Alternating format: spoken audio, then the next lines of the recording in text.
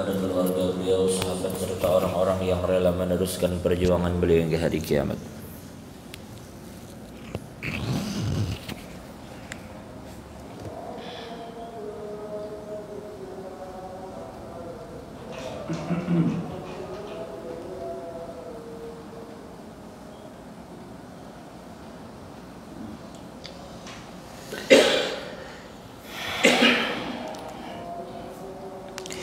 Di dalam sebuah hadis Nabi sallallahu alaihi wasallam bersabda,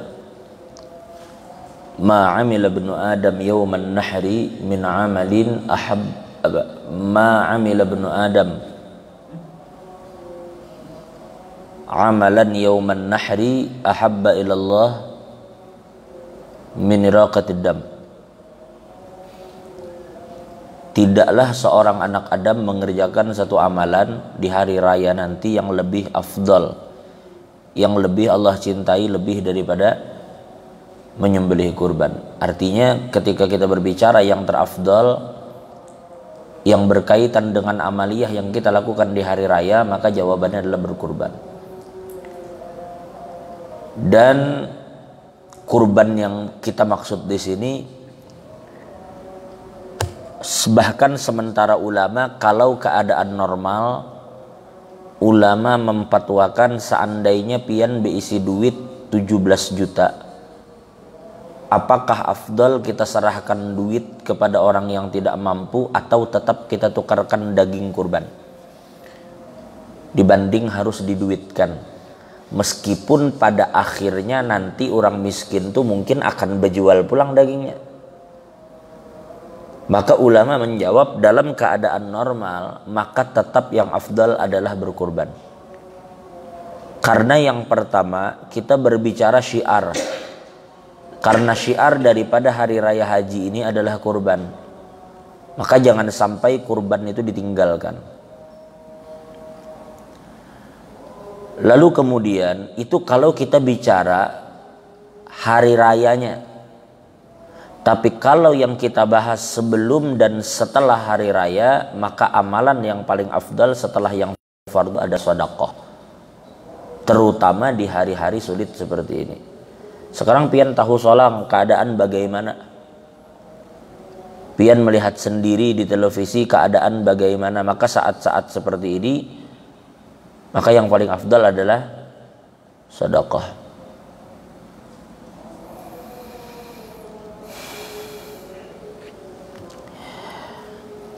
Lalu kemudian kita langsung saja di dalam sebuah hadis yang lain yang diriwayatkan oleh Salamah bin Aqwa, beliau berkata, Nabi sallallahu alaihi wasallam bersabda, "Man dhaha minkum", barang siapa di antara kalian berkurban, fala yusbihanna ba'da thalithatin,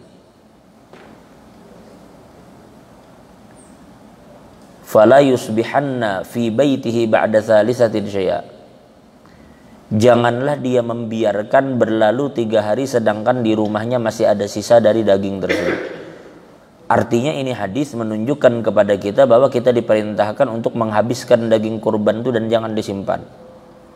Nah, terutama panitia kada perlu menyimpan dagingnya itu, tetapi seharusnya dibagikan habis saja, kada usah bersih simpanan. Begitu juga kita yang berkurban berdasarkan hadis tadi. Tetapi kemudian karena para sahabat mengetahui Nabi menyuruh habiskan, maka di tahun berikutnya sahabat pun otomatis akan mengerjakan yang sama. Jika bahasa kita Banjar itu dicacah-cacah sudah dagingnya, dibuat dalam kantongan sudah siap dibagi. Tiba-tiba sahabat berkata, "Ya Rasul, kami akan siap membagikan seperti yang kami lakukan di tahun yang lalu." Lalu Nabi yang mengatakan, "La", ujar Nabi, "kada usah." Alasan Nabi mengatakan tidak usah karena ujar Nabi tahun lalu masyarakat itu lagi kesusahan. Jangan bahasa kita sekarang krisis. Maka ujar Nabi, aku ingin kalian itu menolong dan membantu saudara-saudara kalian yang sedang kesusahan. Itulah kenapa ujar Nabi, aku menyuruh kalian menghabiskan daging itu jangan disisakan. Tapi hari ini masyarakat tidak lagi dalam keadaan sulit. Maka ketika keadaan sudah seperti ini, jar Nabi tidak lagi sulit, maka kalian yang pertama kulu silahkan kalian makan dagingnya. Nah kita kan boleh memang makan apabila kurban itu sunnah. Yang kedua wa at'imu, dan silahkan dibagikan sebagian. Jadi makan sedikit kemudian dibagi, waddakhiru, dan sisanya disimpan. Berarti perintah yang kedua ini secara otomatis menganulir keputusan pertama. Ujar bahasa kita tuh dinasakh. Yang tadinya dilarang kemudian diperbolehkan kita menyimpan. Dengan pertimbangan ketika Nabi menyuruh menghabiskan itu keadaan sulit. Ketika Nabi membolehkan menyimpan, keadaan sudah mudah. Maka ini menjadi dalil bagi kita, pada saat ini bolehlah kurban tuh kita simpan sebagian dagingnya, boleh. Kalau melihat kepada keputusan Nabi yang kedua tadi. Karena keputusan kedua ini jika bahasa kita tuh tedudi. Maka yang tedudi ini otomatis menganulir yang pertama. Menasakh.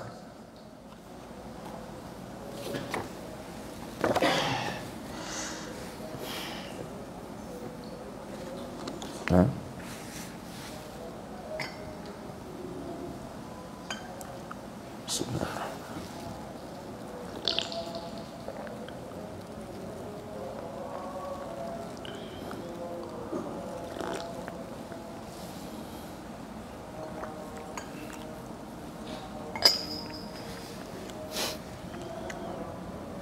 Oke, baiklah kita katakan bila ada orang bertanya bolehlah daging kurban itu disimpan.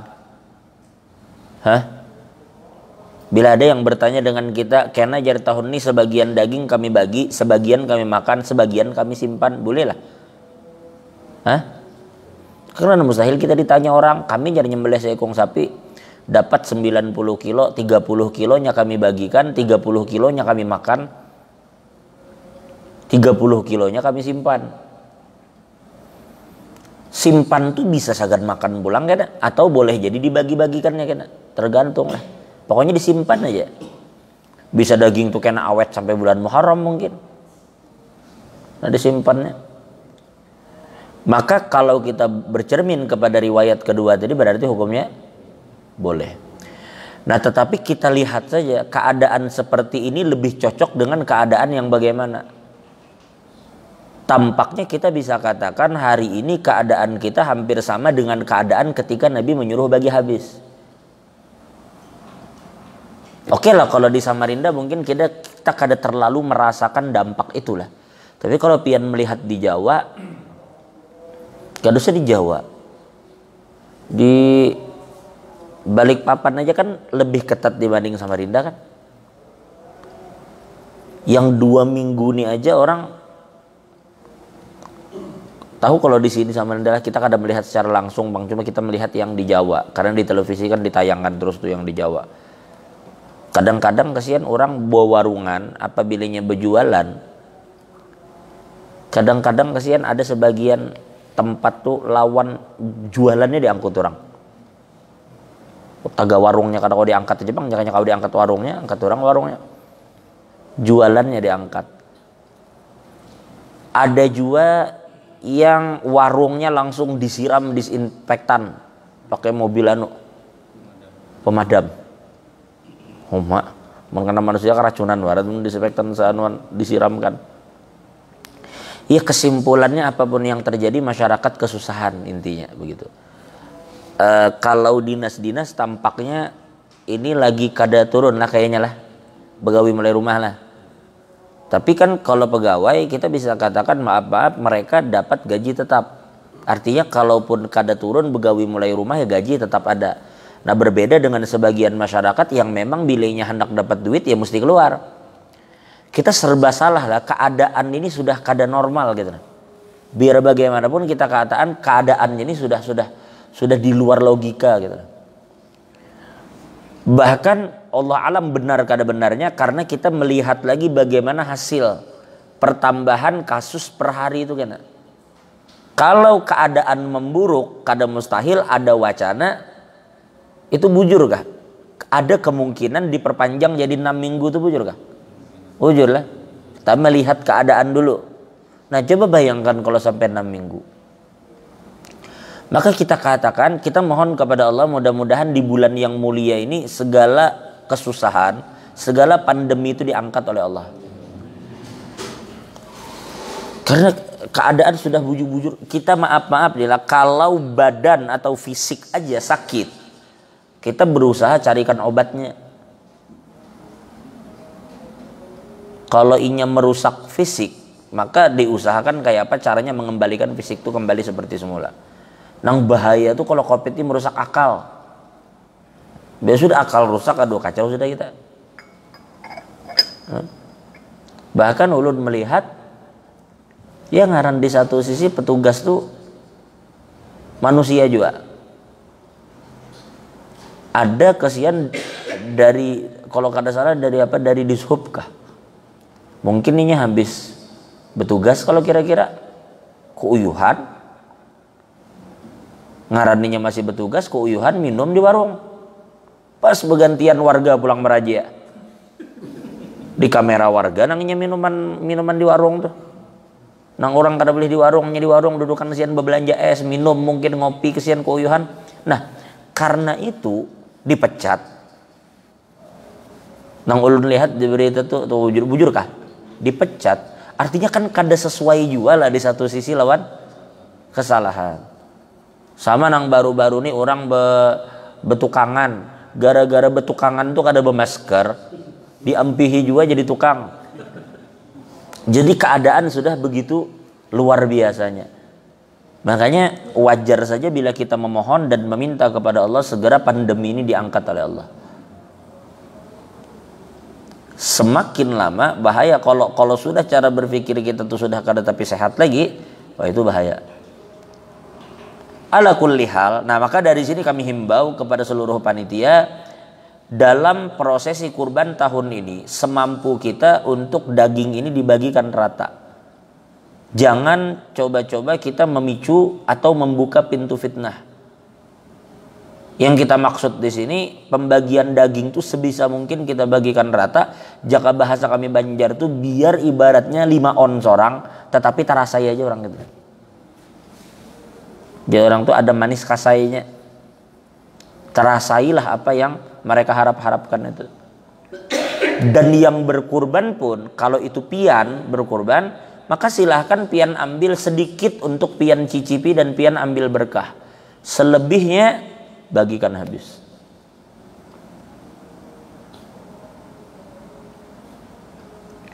Ulun tidak berpanjang lebar masalah ini. Ini kan terkait mekanisme saja sebenarnya. Terkait masalah kurban, karena mungkin ulun kirim ke Haji Ferry, ada satu materi dalam bentuk tanya jawab terkait masalah kurban, ditulis oleh Komisi Fatwa Majelis Ulama Kalimantan Timur. Ini bentuk tanya jawab yang berkaitan dengan seluruh prosesi kurban. Baik terkait penyembelihannya, terkait bolehkah berkurban untuk orang yang sudah wafat, dan semua jawaban yang ada di dalam risalah ini itu bisa dipertanggungjawabkan karena bersandar kepada kitab-kitab yang mu'tabar. Ini baru dikeluarkan tahun ini, tahun 2021. Makanya semestinya kita menjadi jembatan untuk bagaimana tulisan ini bisa menyebar di tengah-tengah masyarakat. Karena kalau sifatnya lewat buku agak sulit sekarang kan. Nah untungnya bisa dibuat PDF, kita bisa kirim di grup-grup.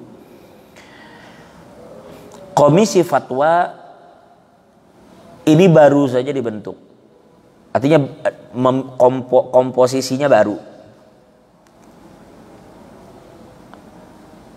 Ada orang baru dan ada juga pergeseran. Yang tadinya di komisi ini masuk di Komisi Fatwa. Dan kita boleh katakan bahwa orang-orang yang duduk di Komisi Fatwa saat ini adalah orang-orang yang memang kompeten di bidangnya masing-masing. Ketua Komisi Fatwa ini, ketuanya yang membidangi, katanya ketua hariannya ada yang membidangi fatwa ini adalah Dr. Ma'mun Syar'i. Beliau ini memang dosen di UIN dan beliau ini juga salah seorang yang kalau menurut ulun adalah orang yang pakar di dalam masalah usul dan maqasid. Ini beliau ini dulu sekolah di dalam pagar itu seangkatan dengan guru Saifuddin di Handil ketika beliau belajar di dalam pagar. Bahkan Sidin ke Jawa, pokoknya Sidin adalah ketua harian yang membidangi fatwa. Ketua komisi fatwanya adalah Ustadz Khairi Abu Sairi LC, alumni Al-Azhar Mesir. Jadi sangat pantas beliau duduk di komisi fatwa sebagai ketua, karena emang beliau lama juga menjadi sekretaris ketika Dr. Ma'mun Syar'i yang menjadi ketua komisi fatwa dulu. Nah kemudian banyak diantaranya kayak Ustadz Abdurrahman LC, dosen Polnes. Beliau itu dosen Polnes, tetapi beliau pun alumni Al-Azhar Mesir. Kakak tingkatnya Ustadz Abdul Somad, karena terselisih. Ustadz Abdurrahman Bulik, Ustadz Abdul Somad datang. Ustadz Abdurrahman ini dulu sebelum beliau di sini, beliau ini murid daripada almarhum Alimul Fadil Ki Haji Abdurrahman Ambodale di Sulawesi Selatan. Nah, beliau alumni Azhar, jadi pantas beliau duduk di komisi fatwa. Banyak Ustadz Abdul Syakur LC juga dari Al-Azhar Sir. Habib Muhammad bin Muhdar Al-Attas, beliau juga duduk di komisi fatwa, dan banyak lagi. Nah beliau, mereka ini cukup produktif sehingga baru saja mereka duduk di komisi fatwa sudah keluar dalam bentuk tanya jawab ini. Nah jadi pantas untuk kita apresiasi, kita berterima kasih kepada mereka, dan buku ini kalau bisa kita sebarkan kepada kawan-kawan kita yang lainnya. Jadi hari ini ulun tidak berpanjang lebar berbicara itu karena ulun anggap sudah mencukupi apa yang ditulis di situ. Cuma nanti mungkin ulun bagikan ke Haji Peri, untuk Haji Peri kemudian bagikan kepada kawan-kawan yang lain, terutama kepada panitia-panitia kurban. Dan kecuali nanti ada hal-hal yang masih dianggap belum terwakilkan di dalam tulisan ini, mungkin kita bisa bahas sama-sama insya Allah nanti pada waktunya dengan izin Allah. Cuma langsung saja kita berbicara karena hari Kamis depan kita sudah masuk hari tasyrik yang kedua. Pertama, ulun ingin ingatkan, kalau memungkinkan kita berkurban di hari raya, maka selesaikan di hari raya, kalau memungkinkan. Nah sekarang dari wali kota pun diperbolehkan sembahyang Idul Adha, begitu juga dengan penyembelihan hewan kurban, itu diperbolehkan dengan tetap memperhatikan protokol dan menghindari terjadinya kerumunan. Jadi kayak apa caranya? Makanya nanti dianjurkan kepada panitia kalau bisa itu daging diantar door to door aja. Jadi bahasa anunya tuh beuyuh sedikit lah panitia. Sehingga kalau dengan sistem kupon, karena pada akhirnya akan memancing kerumunan. Kita kada usah bicara Covid, nang kada Covid aja bila berkupon tuh rancak ricuh pada kadanya. Jadi bagikan aja ke rumah-rumah antari. Karena itu yang pertama. Yang kedua sekali lagi ulun ulang, kalau memungkinkan hari Selasa, selesaikan hari Selasa. Kalau tidak bisa, oke, silahkan pian tunda di hari Rabu dan Kamis. Berarti hari tasyrik yang pertama dan kedua kan. Jadi terkait batas akhir menyembelih kurban, ada ulama mengatakan bahwa batas penyembelihan kurban itu hanya pada hari raya aja. Bila sudah maghrib, habis sudah waktunya. Itu pendapat pertama, dan ini pendapat yang disampaikan oleh Imam Daud Al-Zahiri. Jadi hanya hari raya saja. Ini pendapat Daud Al-Zahiri. Dan ada beberapa ulama lain yang sependapat dengan Daud Al-Zahiri. Pendapat kedua, bahwa kurban itu boleh dilakukan sampai hari tasyrik yang kedua. Berarti kalau kita bicara hari tasyrik kedua itu kan berarti tanggal 12 Dzulhijjah kan? Karena hari raya tanggal 10, 11, 12. Itulah kenapa hadis mengatakan apabila kalian berkurban maka jangan membiarkan berlalu 3 hari. 3 hari, hari raya, hari tasyrik pertama, hari tasyrik kedua. Artinya mestinya hari tasyrik ketiga itu sudah tidak ada lagi sisa dari daging. Kalau sisa dagingnya jaga dada jangan nyembelih hanya hari itu. Nah itu menurut mereka. Nah yang mengatakan bahwa penyembelihan kurban hanya sampai hari kedua dari hari tasyrik, yaitu hari Kamis itu maksudnya kenapa? Itu adalah pendapat di dalam mazhab Imam Abu Hanifah, dalam mazhab Malik dan mazhab Imam Ahmad. 3 mazhab mengatakan hanya sampai tanggal 12. Nah pendapat ketiga adalah mazhab kita Imam Syafi'i yang mengatakan bahwasanya kurban itu boleh sampai tanggal 13. Berarti sampai hari tasyrik terakhir. Nah apabila hari tasyrik terakhir lewat tanggal 14, maka tidak sah lagi lah kurban yang dilakukan di tanggal 14. Pendapat keempat ada tafsil. Pendapat keempat ini. Pendapat yang keempat ini mengatakan bahwa apabila kurban dilakukan oleh penduduk kota, maka harus dihabiskan di hari raya. Tapi kalau dilakukan penduduk pedalaman, maka diberikan waktu sampai hari tasyrik yang terakhir. Itu pendapat keempat. Pendapat kelima tetapi sangat lemah. Dan ini pendapat kada usah diumpati. Ulun sampaikan untuk menambah wawasan pian aja. Ini pendapat daripada Imam Ibnu Hazm. Juga dari madhab zahir. Ibnu Hazm ini. Tapi terlepas dari Ibnu Hazm ini mengeluarkan pendapat yang berbeda dengan mayoritas ulama. Tetapi kita kada bisa melepaskan bahwa Ibnu Hazm ini memiliki banyak sekali sumbangan pemikiran di dalam agama kita ini. Ulama besar Ibnu Hazm ini dari Spanyol. Kalau kita ingin membaca bagaimana pemikiran Ibnu Hazm, baca kitab namanya Al-Muhalla. Ada sekitar 19 jilid Al-Muhalla. Ibnu Hazm mengatakan bahwasanya kurban itu boleh dilakukan sampai akhir Dzulhijjah. Yang penting belum masuk Muharram. Adalah pendapat itu ada. Tapi kita kada pakai karena pendapat itu lemah.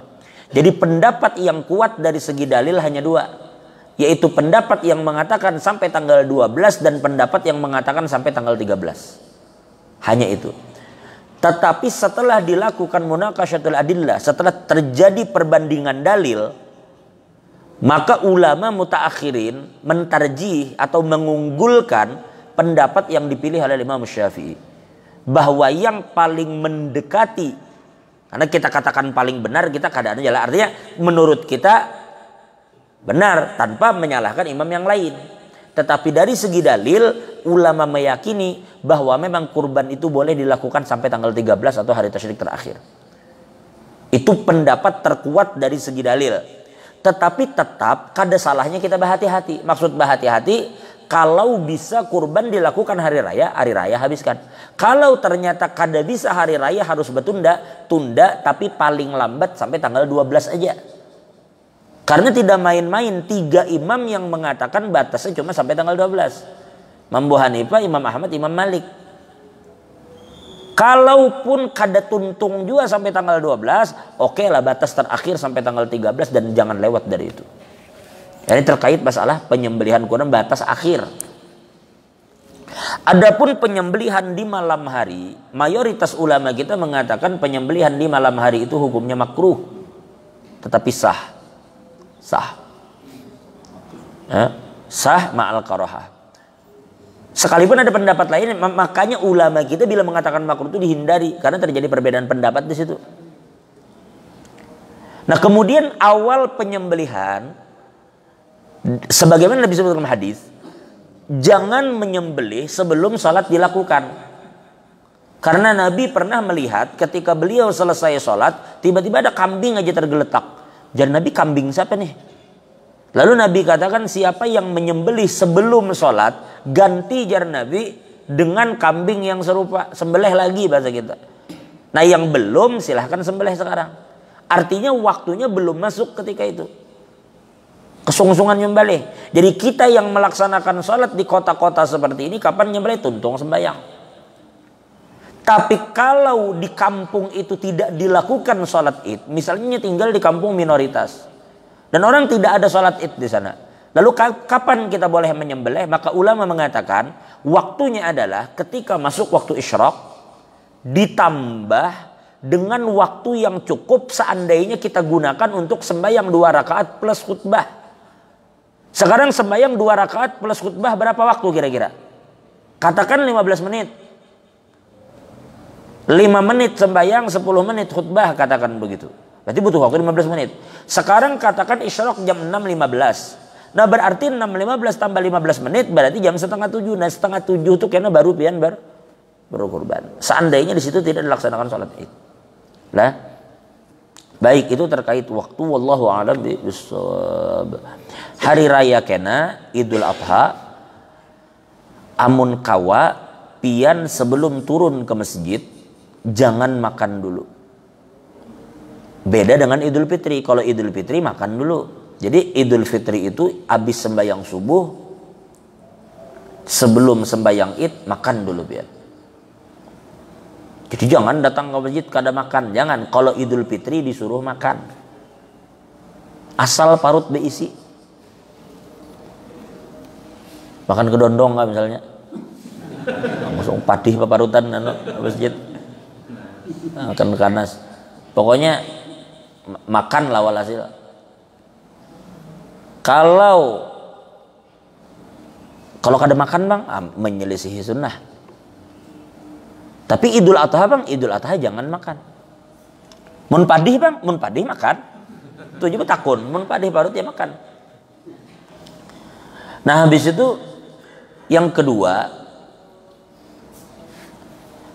waktunya untuk Idul Fitri kalau bisa itu dilambatkan sedikit dibanding Idul Adha.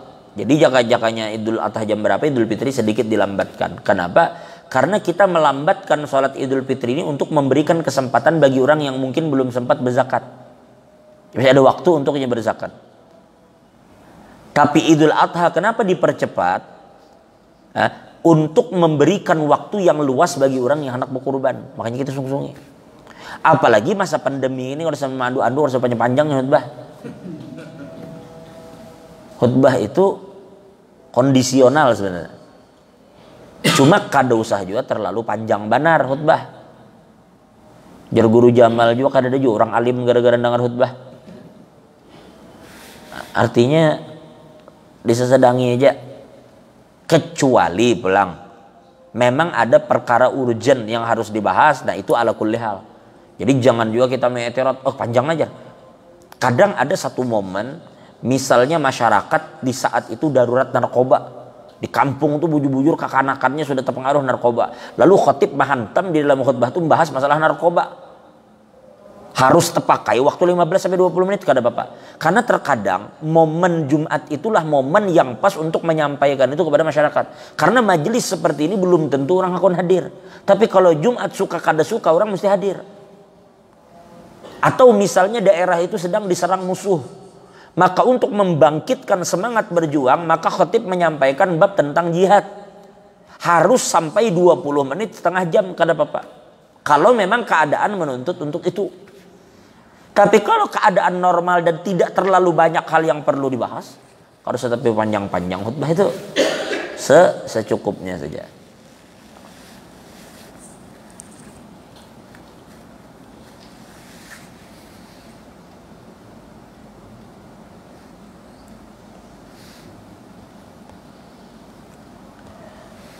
Nah, jadi hari Idul Adha kena menyakawa.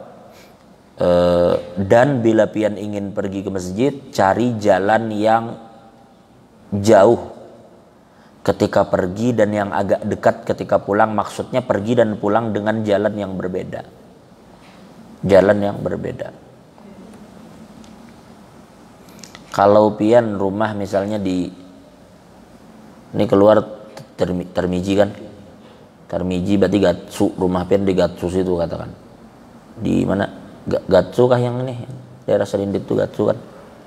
Nah kalau pian hendak ke sini, tulaknya cari jalan berbeda dengan Buli. Atur aja masalahnya, berputar lewat Sutomo sana kan dulu. Lewat MMN Sutomo sampai sini pas tuntung orang. Buliknya kena cari jalan lain. Nah semakin jauh jarak yang ditempuh, maka semakin besar pahalanya. Tapi wah ini kada berjalan jar motor, labu motor kan bensin juga. Bensin. Jadi patokannya kayak apa jar berdasar tetesan bensin, nah itu maka kita kada paham. Walhasil ketika jauh itu semakin bagus. Nah, artinya keberkahannya ada. Kalau pian berjalan kaki, langkah kaki kanan itu menaikkan derajat, langkah kaki kiri menghapuskan dosa. Jadi setiap langkah itu memiliki fungsi masing-masing.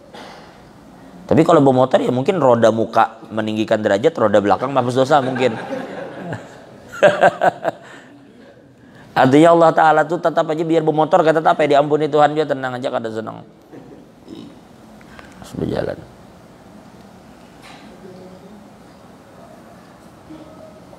Cukuplah.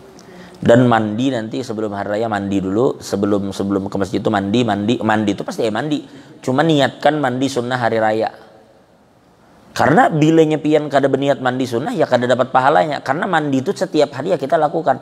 Nah itulah karena mandi ini sesuatu yang antara ibadat dengan kada ibadat kada kawa dibedakan kecuali dengan adanya niat. Orang tuh malam ini berhubungan laki bini. Habis berhubungan laki bini merasa likat awak mandinya. Nah, ketika inya selesai mandi kayak apapun bersihnya bersabun, tetap inya kada boleh sholat karena belum berniat mengangkat hadas besar. Karena antara mandi dengan mandi biasa itu kan ada beda ya, sama aja berkubuy banyu. Tetapi untuk menentukan itu mandi wajib atau bukan diperlukan niat. Nah, niat inilah yang membedakan antara ibadah dengan bukan ibadah. Kayak itu jadi hari raya tuh kena. Jadi kalau pian tipu-tipu mandi biasa ya sudah mandi biasa aja. Tapi kalau pian niatkan di satu aku berniat mandi sunnah hari raya Idul Adha, pian dapat pahala mandi sunnah itu. Nah, apalagi ulun rasa cukup. Wallahu a'lam bishawab.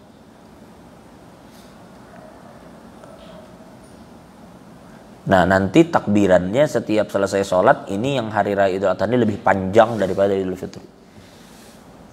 Lebih panjang. Waktunya kita bertakbir. Ya, tahu di Mekah tetapi kalau bahaji lah. Bahaji bagi orang-orang lokal kalau. Orang lokal bahaji. Mudahan suatu saat Allah berikan kita kesempatan bisa berhaji dengan haji mabrur insyaallah. Berumrah dengan umrah makbulah, dan kita mohon kepada Allah mudah-mudahan siapapun yang sakit, yang dikarantina, yang diisolasi baik di rumah sakit ataupun mandiri, mudah-mudahan penyakitnya diangkat oleh Allah. Dan siapapun yang telah wafat di masa-masa pandemi ini yang mendahului kita, mudah-mudahan mereka mendapatkan rahmat yang luas di sisi Allah. Dan begitu juga kita semua yang hadir, mudahan diberikan kesehatan, keselamatan, keafiatan, diberikan perlindungan oleh Allah, dan suatu saat jika kita dipanggil Allah, mudahan dipanggil dalam keadaan husnul khatimah. Ba'da tulil umur fi khairin wa lutfin wa afiyah. Dan kita juga mohon kepada Allah mudah-mudahan segala hajat kita dikabulkan oleh Allah, mudah-mudahan kita diberkahi oleh Allah, dan mudah-mudahan kita semua yang hadir ini tidak pulang dari masjid ini terkecuali segala dosa diampuni dan segala aib ditutup oleh Allah. La hadhihi niyyah wa ala kulli ma nawabi sallallahu alaihi hadratin nabiy al-fatih. Alhamdulillah.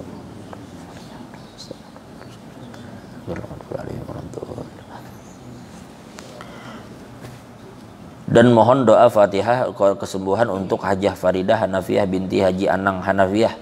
Mudah-mudahan diberikan kesehatan panjang umur oleh Allah Subhanahu wa taala. Ila hadratin Nabi al-Fatihah. Alhamdulillah rabbil alamin arrahmanirrahim. Amin ya Allah rabbal alamin. Alhamdulillah wassalatu wassalamu ala asyrafil mursalin sayyidina wa syafina maulana Muhammadin wa ala alihi ajma'in. اللهم استر عيوبنا وعيوب معلمنا أن ولا تذهب بركات علومه منا. اللهم اشف مرضانا شفاء شفاء عاجلا لا يغادر بعده سقما ولا ألم. اللهم اشف مرضانا مرضيها جفريدها فيها بنتها. الله اشف مرضاها بشفاء شفاء عاجلا لا يغادر بعده سقما ولا ألم برحمتك يا ارحم الراحمين. ربنا آتنا في الدنيا حسنة وفي الآخرة حسنة وقنا عذاب النار. صلى الله على سيدنا محمد وعلى آله. الحمد لله رب العالمين. تقبل الله منكم وتقبل يا كريم. Safahnakum bil qulub, kita bersalaman lawan hati, minal aidin wal faizin wa kullu amin wa antum fi khair. Insyaallah kita bertemu di minggu akan datang dengan izin Allah. Assalamualaikum warahmatullahi wabarakatuh.